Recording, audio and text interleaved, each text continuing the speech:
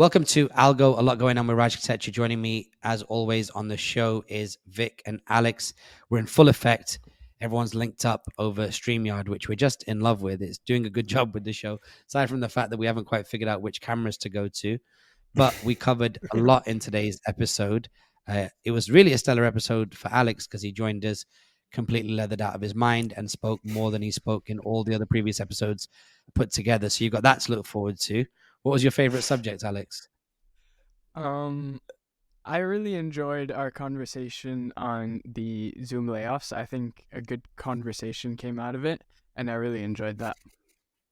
So what I would recommend you do right now is if you're listening on the audio, press the backwards to 15-second button and just imagine Alex leathered as he's saying that, trying his hardest to not persuade people that he's hammered. Because Alex, all the way through this episode, Alex spoke like he'd been pulled over by the cops. Like he spoke in that exact tone of like the kind of voice that somebody uses when they're kind of like somewhat confused but trying to be clear. Demonstrate that they're confused as to why they've been pulled over, but also demonstrate they're incredibly clear. So that was good. So yeah, we had a great chat about AI. Go ahead, Alex. I was gonna say I plead the fifth. Yeah, I plead the fifth. Okay, so good. So we covered that. We also got into a lot of other stories. Let's find out what Vic's favorite was. Yeah, I like the fact that we became the CEOs of Microsoft and planned out their whole AI journey for the next 7 years. But on a serious side, like we really kind of came up with some good takes on what Microsoft could do with AI, and I think it's really interesting. I think people should really take note and maybe see where they want to put their money. Not financial advice. Yeah, on both ends of the tech spectrum, we talked about Microsoft and Google booming as a result of AI and some COVID careers that were started a couple of years ago in places like Zoom, and now they're laying off 15% of their staff, which we're hearing stories about different tech companies doing that every single week. But what I would recommend is definitely listen to those two things, because the way that we frame what's happening with AI and the way that we frame what's happening with layoffs, honestly, if you just copy what we say when you're at work, you'll sound incredibly smart. On top of that, we talk about movies making a comeback, including White Men Can't Jump. We also talk about the Grammys. We got a whole bunch of ROI from the Grammys today. We talked about, of course, the Z Performance, Harry Styles. What else did we get into on the Grammys? There was a lot of stuff, right? Beyonce, getting some crazy numbers. Yeah.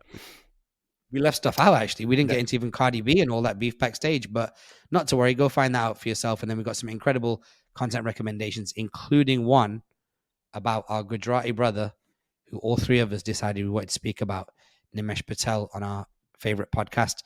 And then speaking of Nimes, that's not the last one. We've got a birthday shout out too.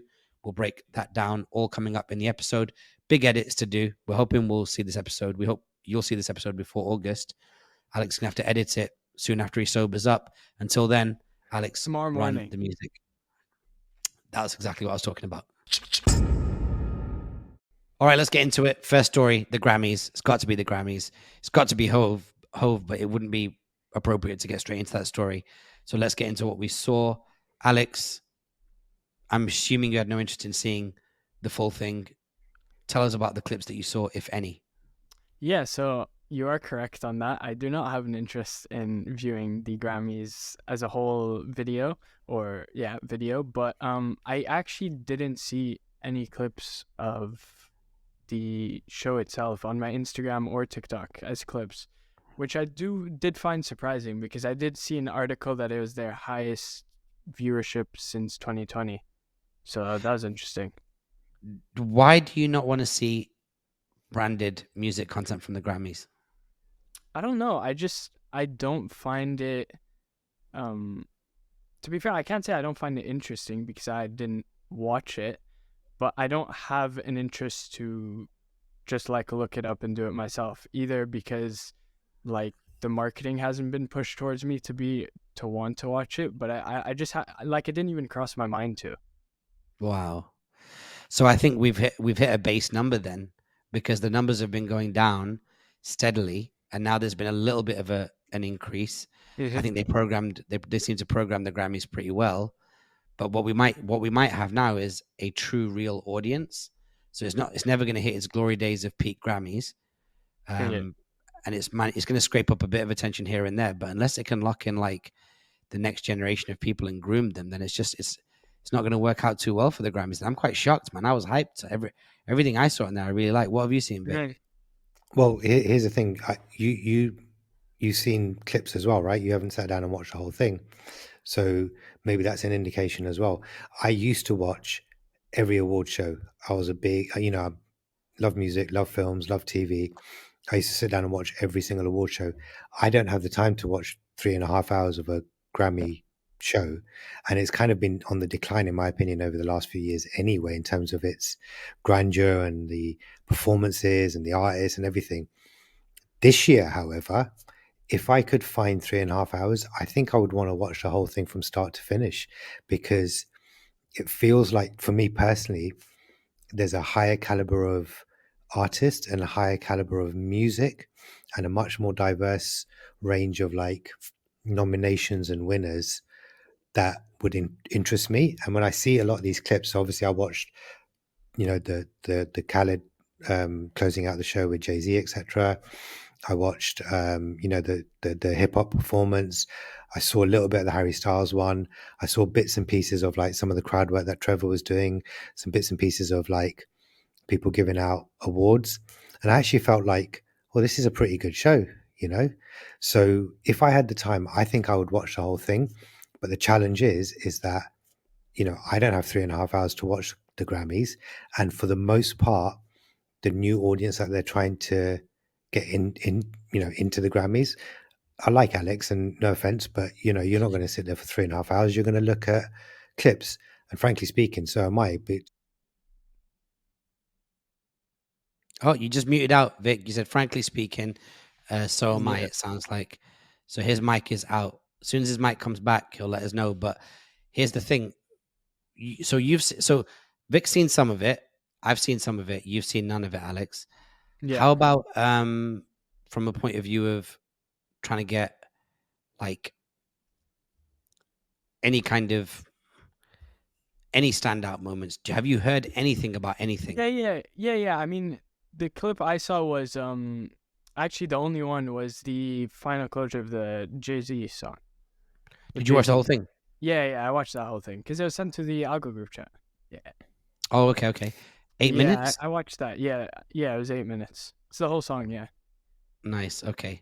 Cool. And what do you reckon? I mean, to be fair, I don't know why seeing that clip didn't give me interest to watch other clips, because it was outstanding. I think like everything that had to do with the performance and all of that is a great performance, and just show in general. They shut down a huge block of the LA streets to make that happen. So I think the rest of the Grammys was inside, and it was this was outside. Okay, with Ho's bit figured out, which we all enjoyed. Any other performances? I mean, for me, I ran the YouTube video on Harry Styles' Album of the Year. He performed his IG Reels TikTok sensation record as it was. Super good record. Never heard it start to end. Never realized how many didn't realize how well written it was. The stage performance was pretty good. It was a little bit like,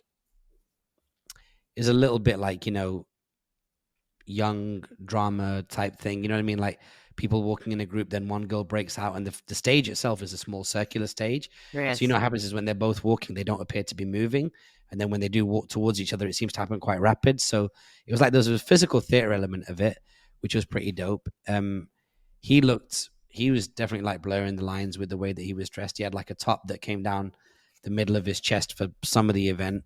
And then he was like wearing this kind of like Bigfoot, but like a silvery tinsel fall Bigfoot type outfit, which was kind of crazy. But to be fair, in the 70s, that's how like the Rod Stewarts and the Mick Jaggers and all those guys dressed. So he looks like he was kind of like bringing in that kind of like classic rock star energy. But I will say this, and I was saying this just yesterday, I'm actually not mad at the dude at all, because when he accepted his award, which we'll speak about in a second, but when he accepted his award, he's basically a northerner. I had no idea. So once I had his northern accent, I was like, oh, he's all right with me. Like, that's cool.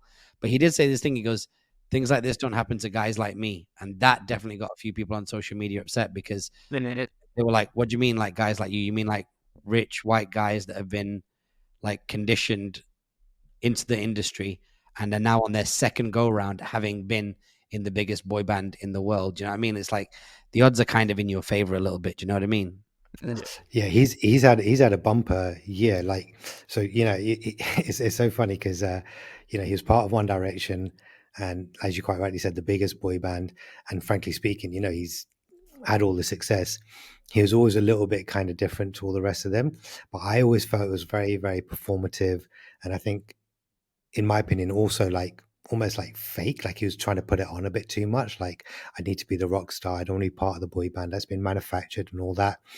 And as the years have gone on, I think he's kind of evolved into like a young Mick Jagger.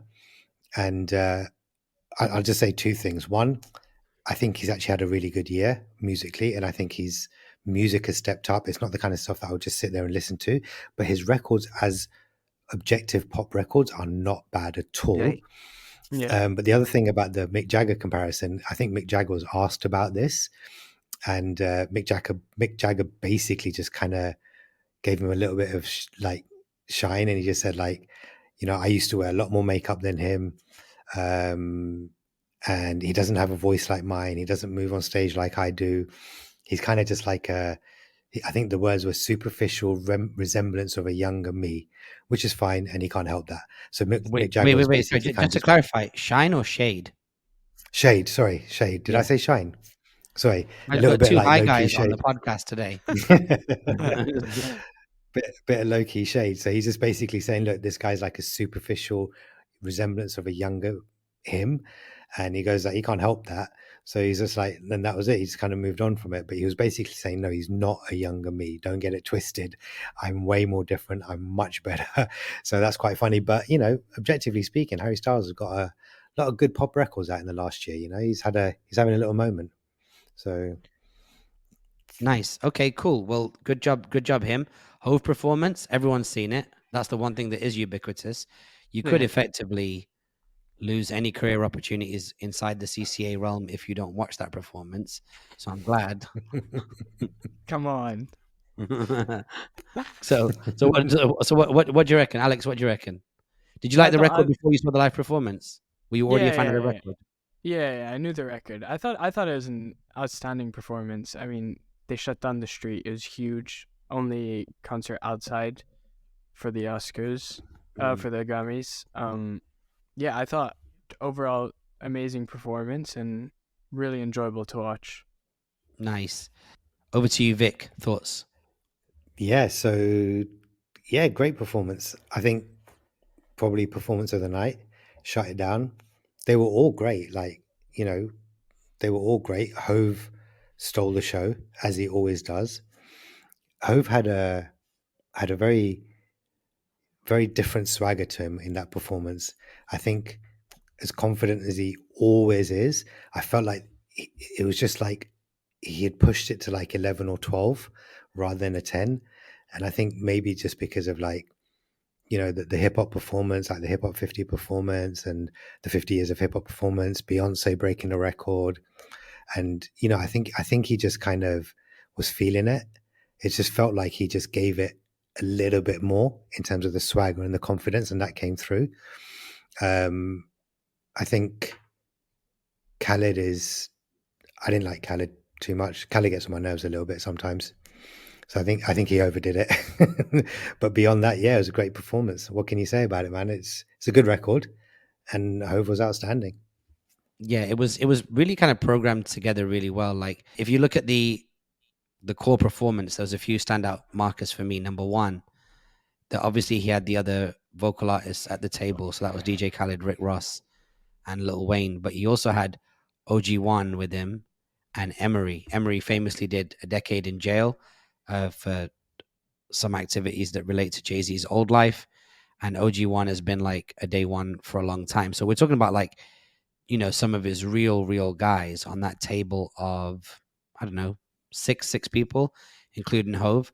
The fact that the table was stacked with like, food, like a feast, like they're really, really eating, much more like a Last Supper kind of thing with Jay-Z in the middle, back to the whole Hove and God metaphor.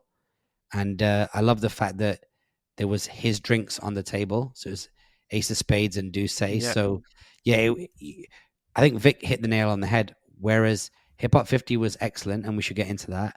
The Hip Hop 50 performance was excellent.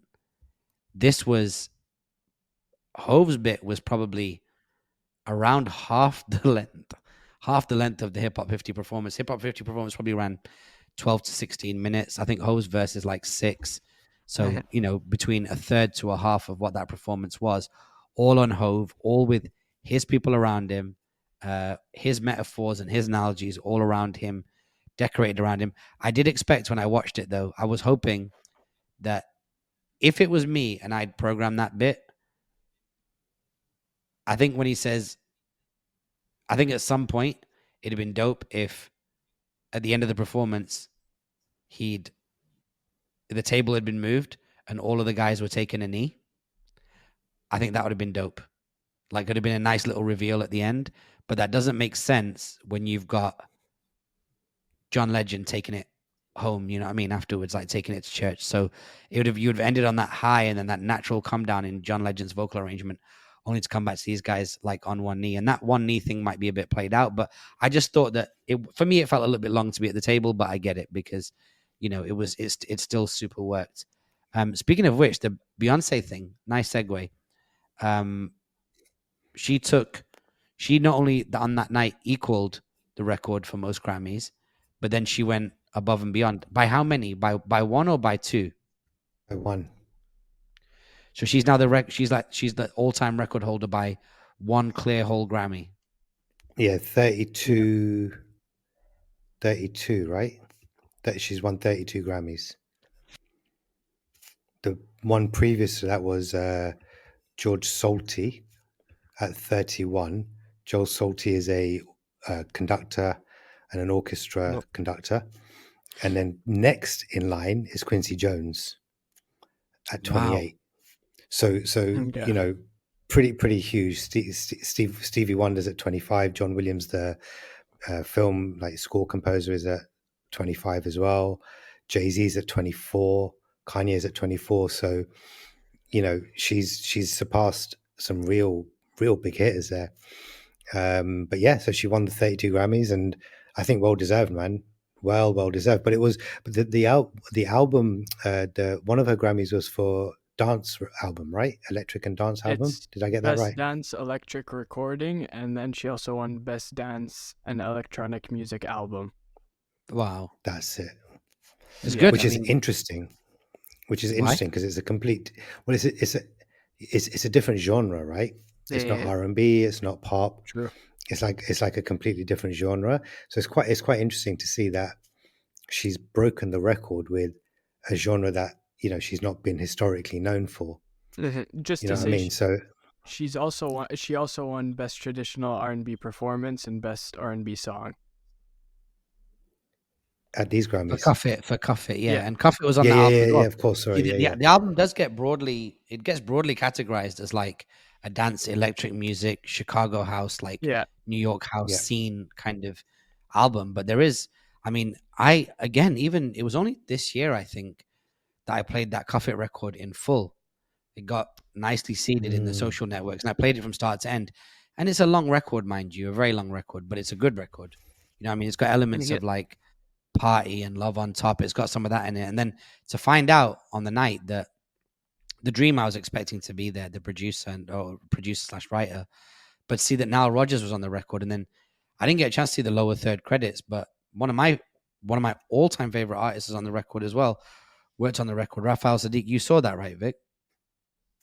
Yeah. So I think if I look at it, it's Raphael Sadiq and the Dream and Nile Rodgers. So Raphael Sadiq. Well, writing credits or production? Beyonce. Yeah, I'm just reading up now. So the song was written and produced by Beyonce, Nova Wav, Morton Restop, Raphael Sadiq, and The Dream, with additional writing by Nile Rodgers. Yeah. Wow. So Raphael Sadiq's got a writing or a production, or maybe a combination of the two. No songwriting and production credit. He's a beast, man. Raphael Sadiq. It's just like Raphael Sadiq is you didn't even know, right? It's like and I just happened to catch it, like a little glimpse of his name. I was like, what? Because I didn't know myself. Then had to Google it and check, but madness, man. Speaking of didn't know, blooper of the night has to be Chris Brown, like losing his rag when the legend Robert Glasper, like brilliant musician that's been relevant for a long time, involved in an insane amount of projects, involved, if I'm not mistaken, on To Pimp a Mockingbird. What was that Kendrick album? I think where there was heavily like jazz influenced. I think Robert Glasper was on that album as well, a big driving force on that album, if I'm not mistaken. But Chris Brown, basically, once he realized that he hadn't won Best R&B Album and that Robert Glasper had, posted on his social media, who the F is Robert Glasper? And then eventually had to end up having had to DM Robert Glasper and say, hey, listen, like, kind of overreacted. But man, that could have gone a completely different way. For him to ask that question after the win is announced shows that effectively neither him or anybody on his team, when the category was announced, bothered to take this name that they didn't know and do something about it.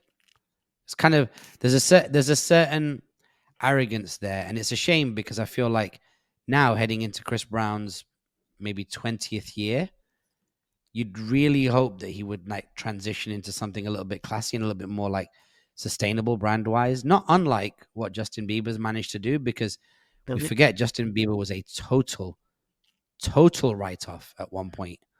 So yeah, an unnecessary mark against Chris Brown. Not as bad as his previous marks, but it wasn't a good look. So let's see what happens. Chris Brown still Chris Brown's record as well. Yeah, Chris Brown still comes across like a kid to me. You're right. I didn't even think about it. It's 20 years in, right? Roughly. And he still comes across like a young artist. And you're right. He needs to evolve into, Usher's evolvement, Justin Timberlake, even Justin Bieber. All of these guys have kind of grown up and evolved, right? And they were like, right, now we're in our 30s, now we're in our 40s, now, whatever. And they're like, okay, now we need to talk and sing and write about these things and act a certain way and even dress a certain way, because people grow up, and he doesn't ever feel like he's grown up, ever. And this is a good marker of that, because he's just ignorant, as you quite rightly say. Someone in his position, sorry. Go ahead. Sorry, someone, just to interrupt, sorry. Someone in his position, the artist that he is, he's not a nobody. He's a well-decorated, good artist that has been around for a long time. He's got great records. He's well recognized. Forget like any kind of controversy around him. Just from a musical perspective, he's not bad. He's a very, very good artist. He himself should know who these people are. He shouldn't be ignorant to anyone that's come before him, or frankly speaking, his peers and his contemporaries. And it's not a good move. I haven't even seen it. I've just heard you talking about it, Raj. I think it's whack. He just needs to grow up. All right. Well, enough Grammys talk. It was a good old thing to check out. I'm glad that it's now over. I think America's now going to put its effort and essentially into the Super Bowl this weekend, of which we really got no stripes whatsoever. Next up, Zoom has laid off 15% of its workforce. I feel like if there's been a few through lines in the stuff that we've spoken about, it's been tech layoffs, Elon, Twitter, and a few other bits and pieces. But with regards to Zoom laying off 15% of its people, I did want to come up with a single position on all of these job losses that are happening in tech, of which they seem to be running in this kind of 15% mark, multiple thousands of people. I think what these employees now need to realize, and what the whole industry in tech needs to come to terms with, is the fact that a lot of these companies, almost without fail, from the largest to the newer funded ones, all hired super aggressively during COVID, because there was tons and tons of money available, 0% interest rates. There was capital to put in places. People needed apps like Zoom. People did a lot more e-commerce because they were sat at home and the money was piling up, whether it would be through government giving them money, quantitative easing, spending going down because they're in lockdowns. And I kind of feel like saying that it was extreme circumstances that led to people being hired, which was high growth requirements from HR departments, and those same extreme requirements are not sustainable in the long term. It's almost like crash dieting. They managed to get all this kind of growth, and now it's the pounds are coming back on again. Do you know what I mean? So I think people need to realize that if you got hired in that time and it was an exceptional circumstance, an exceptional market circumstance, the market's now correcting. There's a strong amount of justice being handed out, and your career is basically a COVID baby. Your career is something that happened directly as a result, or that hire is something that happened as a direct result of the amount of money that was moving through tech and the amount of jobs that were available and the way that consumers were behaving. And now, just like with the crash diet, quick results in the opposite direction. So that looks like the truth for the tech industry for me. Any thoughts? Yeah, I think it's a really good analogy. The crash diet is a brilliant analogy. I think one thing that, or a couple of things that I have to like, a couple of opinions that I have. Number one, if this teaches anyone anything, is that maybe be wary of tech or finance companies that are going through aggressive growth funding and aggressive hiring, and really maybe look at, and I'll give you the reason for this in a second, but and really like maybe assess what the company's plans are, because why are they going through this growth? Why are they going through this aggressive hiring period? Is it just because they've been given a bunch of money, they've been funded, and part of the remit of that funding is, they've got to spend all the money, right? So part of that will go into innovation, and to drive that innovation, they need a workforce that is able to execute on that. Now, what does that actually mean for someone that's going into that position? So if they can, sit down with the hiring manager and go, okay, well, what is the plan? How are we executing? What's the resource? What's the resource allocation? Do you really need all of these bodies? Really kind of interrogating it a little bit more, you might be able to make an informed decision. Whereas what was happening for the most part is these companies were going, here's a crap ton of money, come and join the company. Here's a crap ton of benefits, come and join the company. Here's a crap ton of flexibility, come and join the company. And everyone was like, yeah, this is my life set for the rest of my life. And here's a bunch of shares and all that kind of stuff. And they're like, we're set forever. And they can go and tell everyone, I work at Facebook, I work here, I work there. But if people aren't really interrogating what that growth is for and what the intention is and what's actually underlying it, then there's some challenges.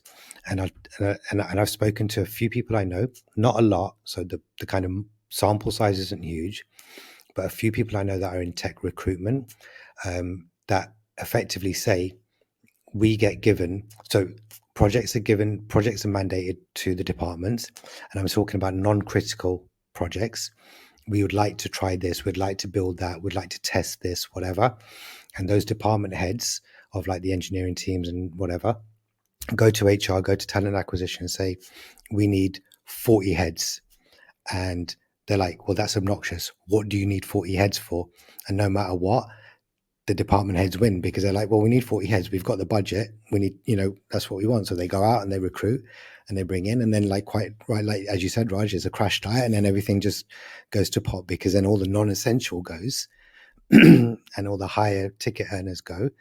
And that's kind of the unfortunate thing about that. But I think for people that are going into these companies, I would be more cautious and more interrogative of why that position is available for them. Have you seen this term, IC, individual contributors? It's been used in a lot of articles. It was mentioned in the last episode of All In. But now they're saying that, they want to get rid of management. They want to get rid of people that have just been basically, they're just one in a chain of command of managers, that they get their tasks, they then delegate, then next people delegate their tasks, and so on and so forth. It's almost like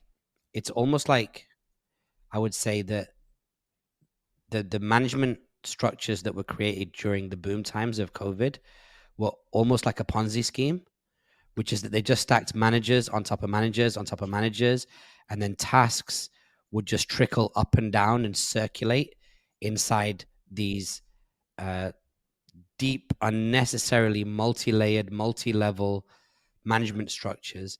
And then they've realized then that actually when you go from the top of an organization, whether it be a vice president, director, whatever, right down to the person doing the work, the person shipping code in the context of a tech company, how many layers and how many salary layers are we going through to get to the person that's actually going to ship the code? And in many cases, they found that if you take 2 or 3 of those layers out and then you multiply that across the number of times it's happening, you're looking at saving a bunch of money, which I think is the reason why these stocks have boosted up. They've boosted up because, not because sales are up, advertising will continue to be constrained.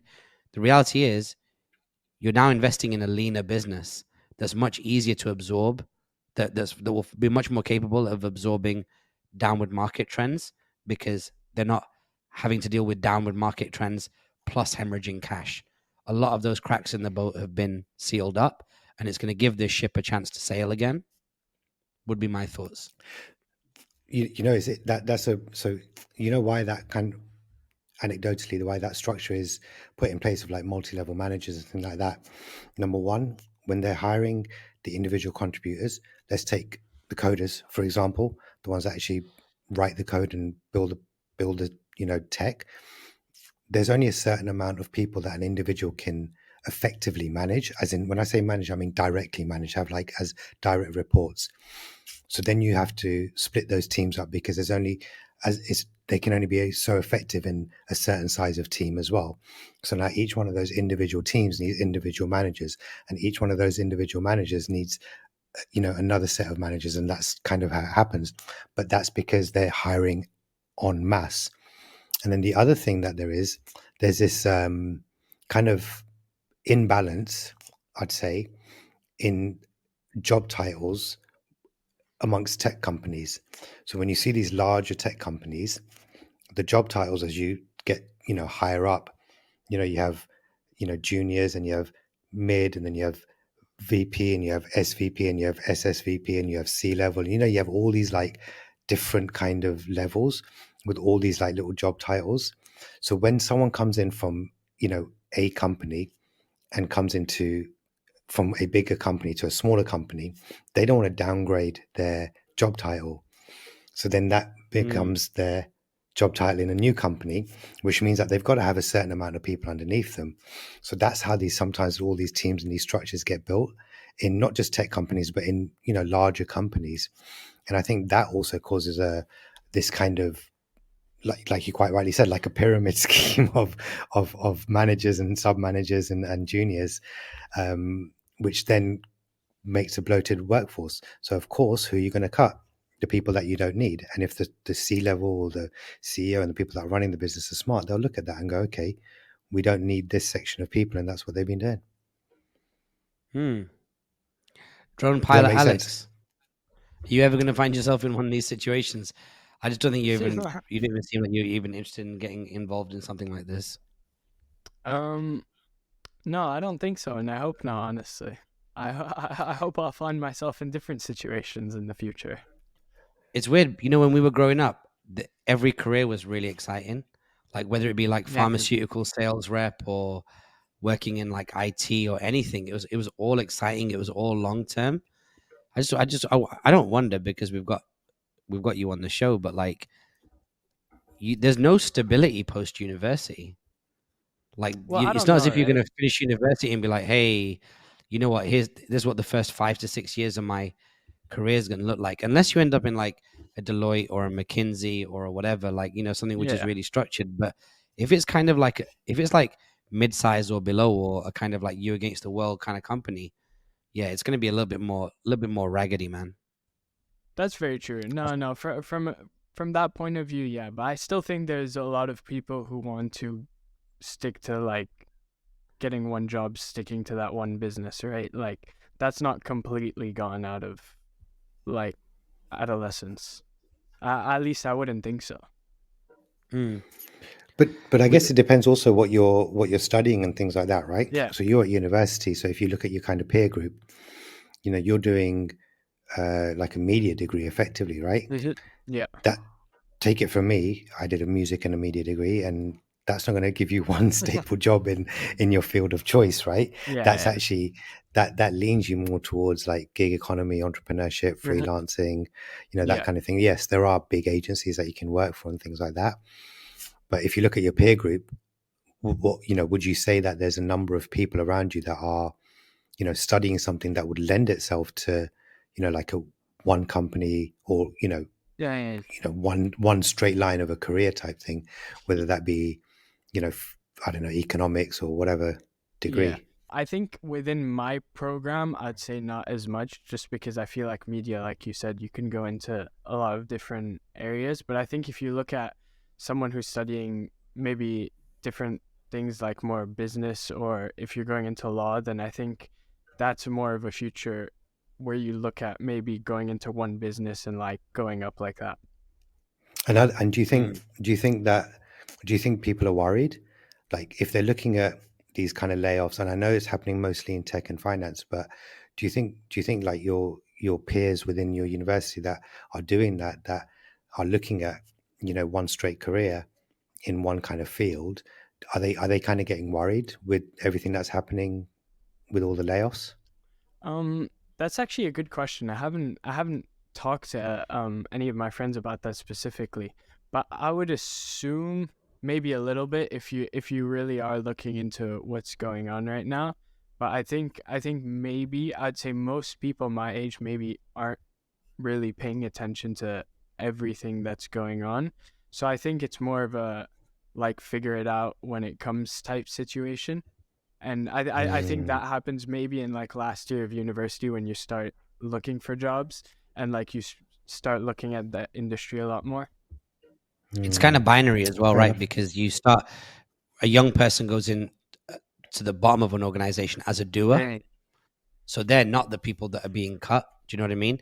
The only thing that would be Mm, a headwind would be if there's a hiring freeze period for the organization and they're doing it to stop the hemorrhaging of cash. So something to look at. But, on that tech side as well, there is some interesting news here as well. And this is one of those things where you're going to have to do your own research to figure out what the nuances or the differences are here. But as we know, OpenAI has been doing its thing. Chat GPT 3.5 has become accessible to most people other than the odd server issue here and there. And this week, Google has launched Bard and Microsoft has announced a new version of Bing.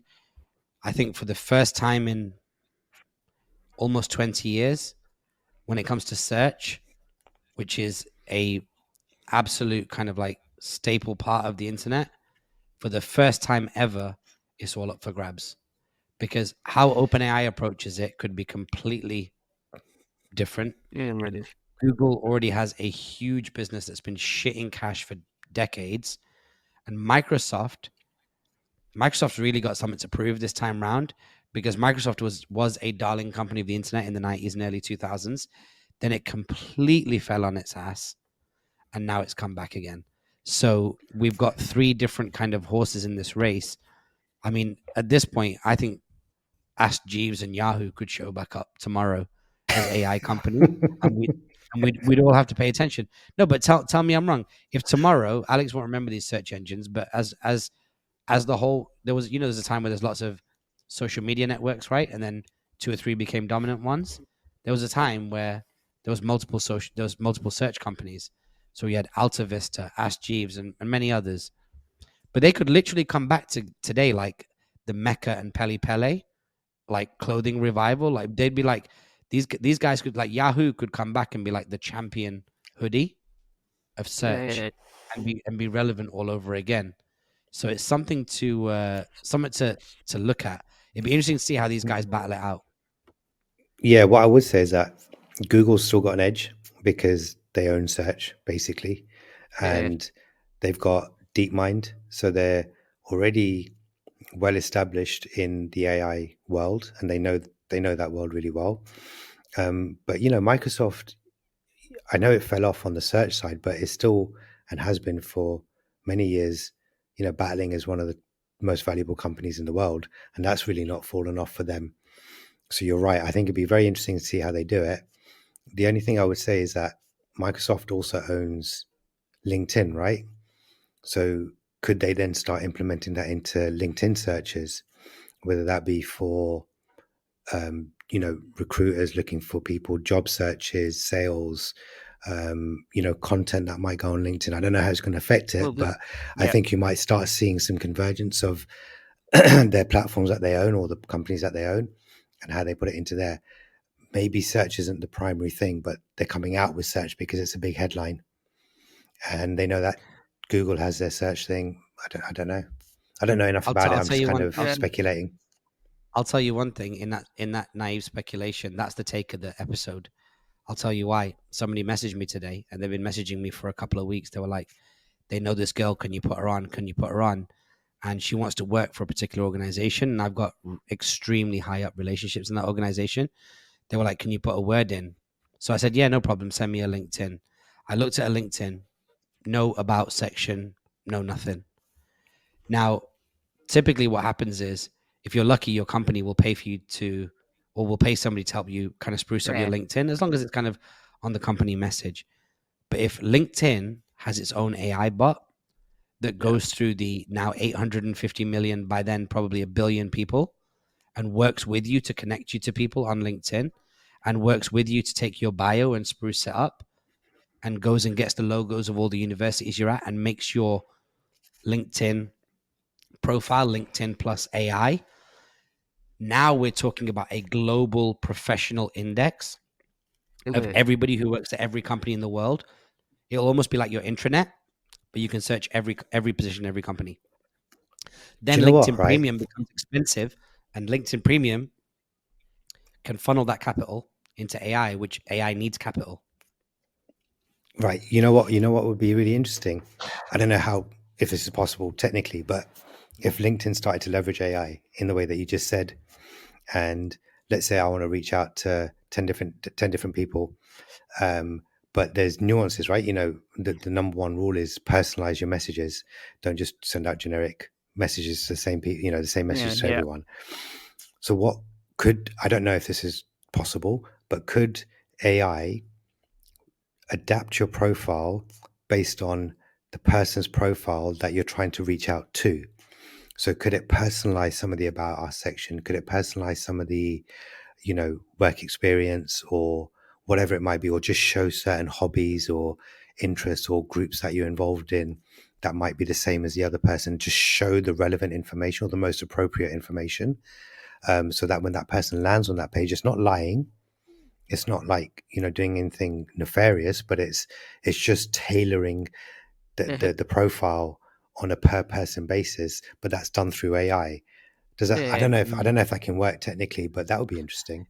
That would be really cool. You know what? I think what we've unlocked in today's episode is the strategic positioning of Microsoft when it comes to AI versus Google, because Google is a business that has built itself on shortcuts, which is don't search the whole web.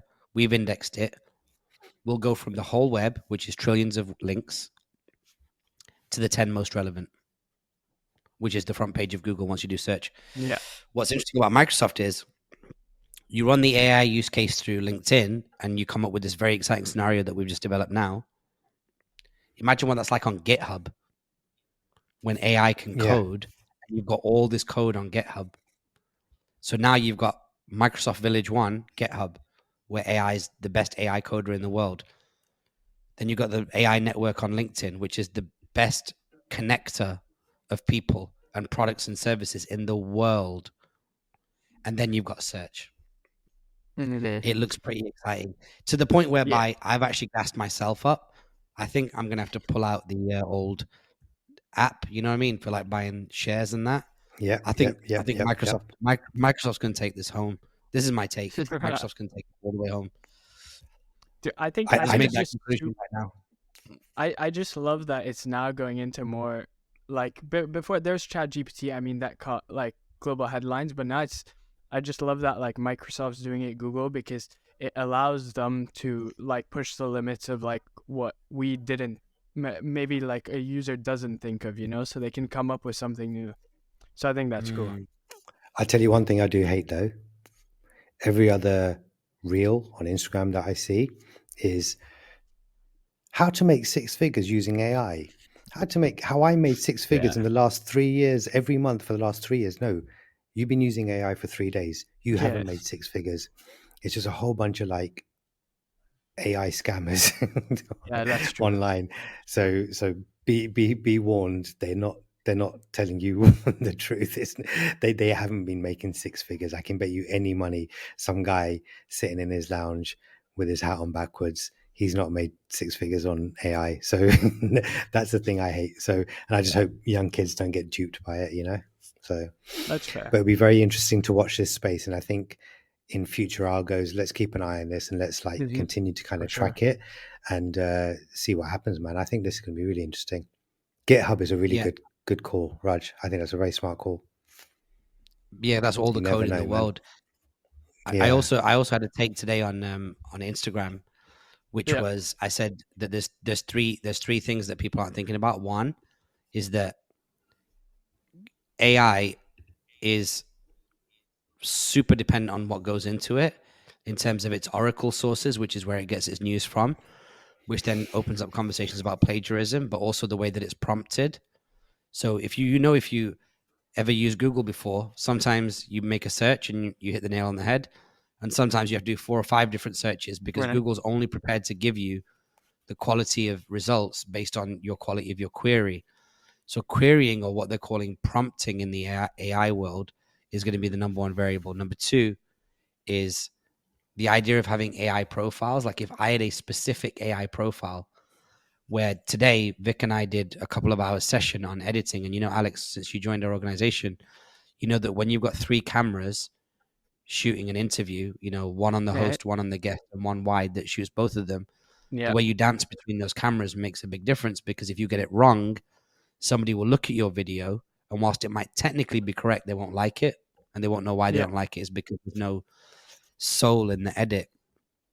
But if I could sit down and teach that soul verbally and through my edits to an AI, or an AI could just be installed on my machine for the next 30 edits I do, and then I could put a price tag on that, and that's my IP, and then somebody can just upload their footage and have an edit done in the style of Raj Katecha, or in the style of D-Rock, or in the style of Alex Hormozy, fill in the blanks.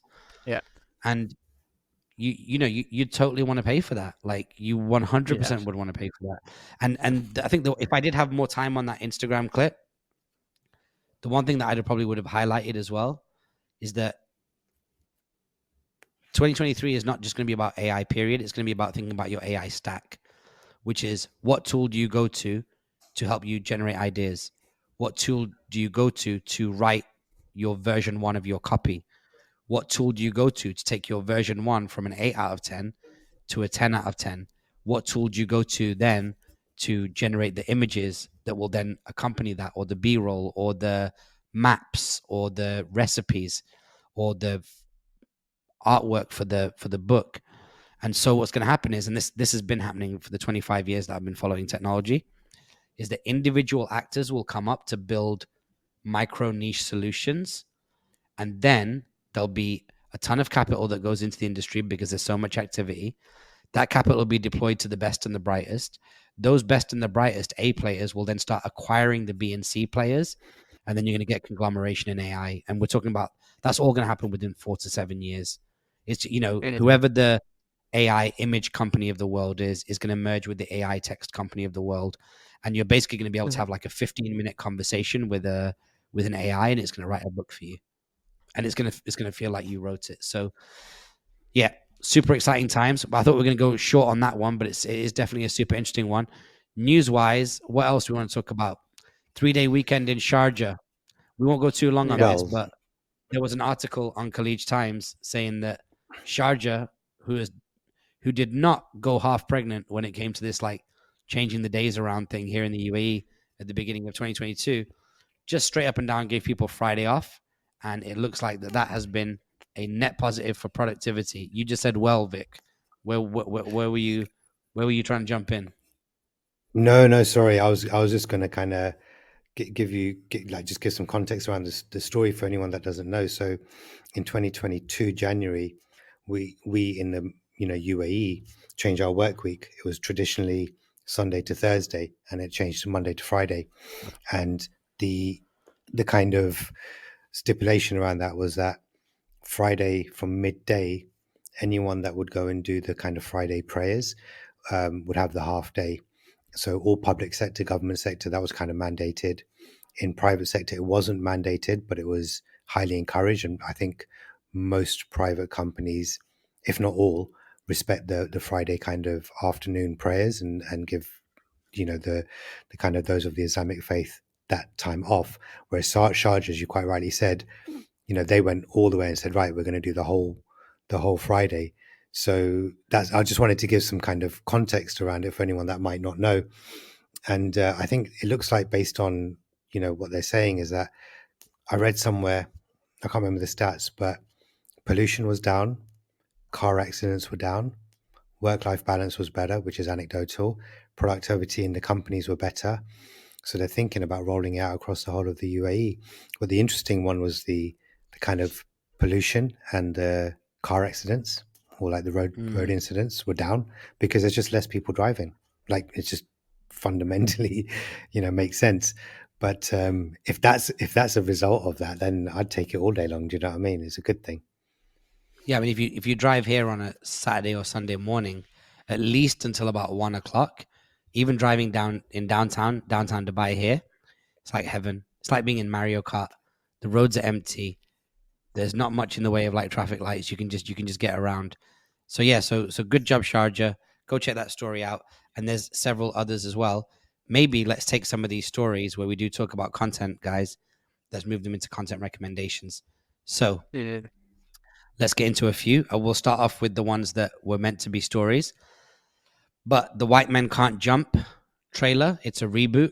It was an iconic film when Vic and I were younger. They've now got one with Jack Harlow.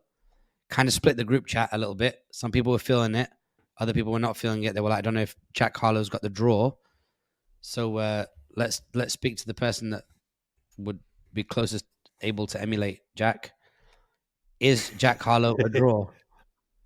Would you if Jack Harlow had a debut film coming out based on this? Okay, let's go all the way back to the nuts and bolts. Alex, have you ever heard of a film called White Men Can't Jump? No, this I had never heard of it until I saw it in the group chat. Okay, would you go watch Jack movie debut on this? Good question, actually, because I watched the trailer, and I don't know, I found it weird seeing him in a movie trailer, I guess, like acting, just because he just doesn't strike me as someone who would do that. But I think I would go see it, and I know that Andrew Schultz is also in it, which is that's Wow. cool little addition. Yeah, was he in the trailer? I didn't. No, Are you he's sure? not in the trailer. Yeah, he's not in the trailer. I looked up the cast after, and Andrew Schultz is in it. Was it Kenya Barris doing that movie as well? Kenya Barris is doing this. Yeah, no, he does. He did You People, and he did You People. Yeah, he's done what? Yeah, well, he's done. He's involved in Coming to America, the second one. He's involved in like Girls Trip, Blackish. I mean, he's involved in. But is he involved in this movie? Ton of really good stuff. Yeah, he's a writer. He's a writer, and I think. Reboot. Yeah, I think he's the writer of the movie. It's written by him. What if Kenya Barris and Andrew Schultz become like the Robert De Niro and Scorsese duo that worked together for like 40 years? That would be the internet's first. Yeah, that'd be quite the internet's first like leading actor and director combo. Yeah, these reboots are really difficult, particularly this long afterwards, with such an iconic movie with two actors who've gone on to become superstars and icons. It's really difficult. I think people of our age group should judge this movie on its own merit, but it's impossible to do. Do you know what I mean? It's not fair on the movie.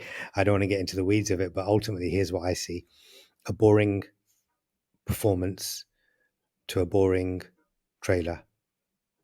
There's no energy. The comedy was whack. The timing was really bad. Wesley Snipes and Woody Harrelson are funny. They are funny. And although Wesley Snipes isn't a comedian, he's got humor in him, and he's got timing, and he's just fundamentally got the right energy.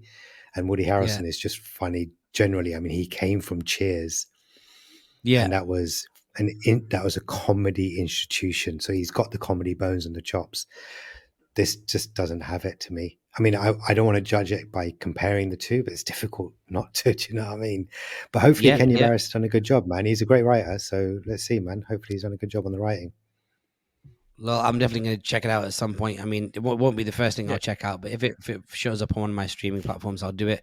Next up, DJ Snake in India. I've only done a flick through, but it looks pretty exciting. So shout out to him. I know he lives in Dubai as well, but it's like a 12-minute kind of like, I guess it's 10 minutes of material and then credits of DJ Snake. So yeah, good stuff. Has anybody seen that in full? I've not seen it in full, no. No. Is it on anyone's to-do list? No. I don't think so particularly, but I'm not opposed to it either. I watched like through maybe like a minute, I'd say, and I mean it's just a documentary style YouTube video to his shows in India. My breakfast takes about 10 minutes. I would probably consider just throwing it on the ledge. Yeah, then, it's only 11 minutes. If I'm not looking at it and I miss a bit, I can just figure it out from the context of the accents and the fact that in the corner of my eyes, I look at the laptop, I'll see them in a tuk-tuk waiting for a cow to cross the road or whatever Indian stereotypes they're going to put in there. Okay, speaking of Indian stereotypes, we've got some guy who's quite the opposite here. On the latest episode of Group Chat, one of our favorite podcasts on this podcast, Nimesh Patel, guy who's blown up across TikTok for his comedy, kind of no holds barred. I first discovered him. I discovered him very, very early because I saw him in a picture with Chappelle when Chappelle was doing those special shows over 2020 when the rest of the world was locked down. So I saw this brown guy in there and I was like, okay, this is interesting. I think he might have been tagged up. Started following him. But 3-4 months later, the whole world was like watching the clips, rightly so. And Nimesh's cousin listens to Group Chat, put him onto it, went and did an interview. Very interesting. Even right down to like talking about how he gets the algorithm to work for him. Yeah. Have you guys heard that episode yet? Yeah, I listened to it this morning. It's good. What do you think? Yeah, I heard it. I thought it was an interesting conversation between them, and I thought I listened to it on the way to the gym this morning, and I thought it was just an interesting part of the podcast. It was a good conversation. Okay. Yeah, I agree. In fact, I agree. In fact, it's funny because that was my content recommendation, Nimesh Patel on the Group Chat podcast. Because nice. Yeah, I'm the one that put it into our notes, but it's just funny because when we got to the content recommendation, all three of us said the same one, Nimesh Patel on Group Chat, because I don't know why, just no other content. But I thought it was really good, man. And they've been talking about Nimesh for a while, getting him on, speaking to him, trying to schedule it, this, that, and the other. And I'm glad that they finally got him on. What I would say is that it's not a really like in-depth interview in the sense that they don't get into the weeds of it.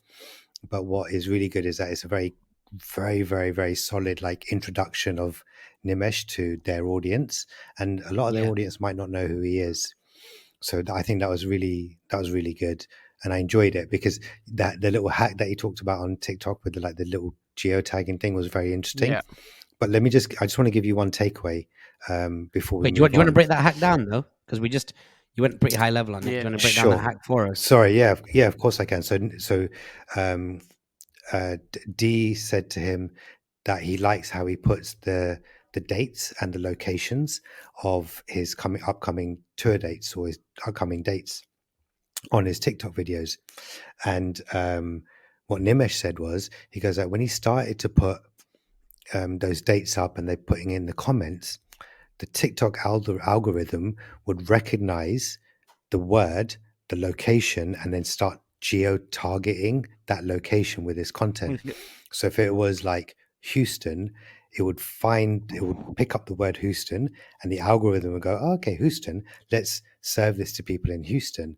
So that he then found that when he went into his links for like the tours and the people that are watching it and like looking at the geography of that, there was a spike when he was mentioning the location, which was really interesting. He goes, that really helped him with his selling tickets effectively for his tour dates. So great hack for anyone that's on TikTok, and I guess any social platform, but specifically TikTok, because TikTok is so smart at that. But just back to the takeaway before we move on. Did you want to say something about the hack? No, I was just going to say any option that a social network gives you to put literal text onto their platform, you should more often take it because they're more often indexing it. Sorry, you were saying. Yeah. No, so there was one takeaway that I took. I'm going to paraphrase a little bit, but D asked him. He goes, so D asked Nimesh on the podcast. He goes, oh, so most of your income comes from like touring and things like that. And so Nimesh Patel went into his kind of, background a little bit and kind of how he makes his money, or like kind of where his money comes from. But he goes, in the early days, it's like when you're scrambling around as a stand-up comedian, you're there's this like promise of there's this unknown that you're waiting for. So you're kind of going, right, I'm gonna do this open mic here with the hope that maybe this joke will get a little bit better. Maybe I'll be able to punch it up a little bit here, get the tagline better, get the setup right here. But then also there might be someone in the audience that tells a friend, who then goes and tells a friend that might give you an opportunity to be on this showcase, and so on and so forth. So he was like, you're out there just kind of putting your work out there, putting your comedy out there, number one, to get better, but also just to see what might happen. And there's this like huge unknown that you're waiting for. And it made me think about content. And we speak about content being like compound kind of ROI, where you're like, the more you put out, A, the better you get, and B, the more opportunities you'll get over a period of time. When someone sees that clip from 3 months and goes, oh, I need to speak to that person about this, or it might get forwarded on, or, the clip went viral about Beyonce, but it's this huge unknown. But he was like, that's what I'm working towards. I'm not working towards trying to get the income, but I'm working towards this like unknown result, and that will come over a period of time. And I thought that was a really interesting take. No one's ever, like, in comedy, and I listen to a lot of comedy interviews and people like comedians speaking, they don't usually frame it like that. And I thought that was really a really good takeaway. Yeah. I think anybody who's quit the system, quote unquote, like the salaried life, and just gone at it alone, will credit the same things that he credits, which is that I went and did something reluctantly. Maybe I had a quiet night. Maybe I really didn't want to do it, but against my better judgment, I went to do something, and it was part of a domino effect that led to something else. When he was talking about his journey from 2008 onwards, that's when things really kicked off for me. 2008, when that company in LA got sold. So I was like, yeah, it's true. You end up saying yes to a lot of stuff, and what happens is you get immediate ROI on the things that are obvious, that are meant to work for you, but you need to collect about 70 results from things that kind of sort of didn't work for you, and collectively over time they will form and they'll become a hit, the same way that if you did something and it worked, the next day would do. So yeah, very very good content recommendation. Royal Flush, all of us thought of it. DL Hughley, as I mentioned, speaking about comics, definitely worth checking out. What's interesting about him is that he was on The Breakfast Club with Charlamagne the God and DJ Envy, talking about the fact that as it stands at the moment, I think he's the host of The Daily Show. He's a temporary sit-in until it's time to bring in somebody who is, what's considered the better fit for that audience. But yeah, nice. Goes by fairly quick. They speak a lot, as they should be doing right now, based on the terrible goings on in America with the death of the Tyree that's just been killed by Tyree's last name is what? Sorry, I don't want to be disrespectful because he's died, so I feel like I should probably I'm not sure. say his last name as well. Tyree, police brutality. What a horrible world we live in. Tyree Nichols. Yeah. Man, just the fact that I had to even just Google that is just, the fact that that's even happened is just awful. Anyway, Tyree Nichols, unfortunately, rest in peace. And he was killed by a bunch of cops, murdered, and now it's that's a big conversation. So it's nice to see DL Hughley talking about this, because he said something crazy. He goes, I've been alive for 61 years, and this I've been seeing this story for 58 of them. He just came out with these crazy bars. He's so good. So so worth checking out. Of course, D.L. Hughley, one of the biggest comics out there. All right, next up, music wise, I don't think either of you listened to the Lil Yachty album. Let's start here. Nope, I have Nope. not. Listen to it just because it's musical. If you just listen to it just because it's musical. Is it a good album? Like you'd like properly recommend it for people to listen to? Yeah, I would. That's not very. That's not convincing at all. You've got to understand why you're listening to it, which is that it's a hard pivot. So Questlove described it best. He said, "I love albums that do this. I love albums that..." He's got a term for it, and I'd need to go back to find it. He goes, but basically, where it's not experimental, but he's basically like just going to a completely different direction. And so I would say, yeah, definitely listen to it. The reason why I'm reluctant is I just don't want anybody to go in there expecting a normal Lil Yachty album. It's musical, fair. it's experimental, it's progressive. I love it, but you just got to make sure that you're going in to love it you're going in to love the album, not for the same reasons that you love the artist, other than the fact that the artist is clearly a bit quirky and diverse in their way of thinking. So that's it. And then my final content recommendation is the new ALGO Instagram. It is algo.pod, algo.pod. Go check it out. There'll be lots of these kind of clips on here. Alex will probably never tag himself in anything because he just doesn't want to break that whole drone thing. But me and Vic will be tagging ourselves in certain posts as well. And then we'll be able to put out more exclusive content on those platforms because I just quite frankly can't put it all on mine, considering how much stuff I've got going on the content and education side. It will just it'll turn my Instagram into what it was 2 years ago when Vic was like, this is terrible. Okay, so that's that. I have one more content recommendation. Same. Go ahead. I have one more content recommendation. Just a real quick. Are they written in the content recommendation section? No. I just thought of it now. We didn't speak about it when we were speaking about the Grammys, but the hip hop, the 50 years of hip hop performance on the Grammys. If anyone we can touched find on it a good version of that, little bit. We didn't really go into any detail. We don't need to now, but yeah, just go and check it out, man. It's just, it's just a good performance. There's some highlights and a few lowlights, but overall, that the average is quite high. So yeah, just go and check that out. That's it. Nice. Okay, I'm hoping at some point someone drops a really good quality version of it. Alex, you got a content recommendation? Yeah, I do. I finished watching The Last Dance, the Michael Jordan documentary. I'd never watched it. Came out a while ago. But I just want to throw it out there that if you haven't watched it yet, it's a very good documentary to watch, and I think it's also a perfect moment because LeBron James beat the all-time scoring point record. So, go debate.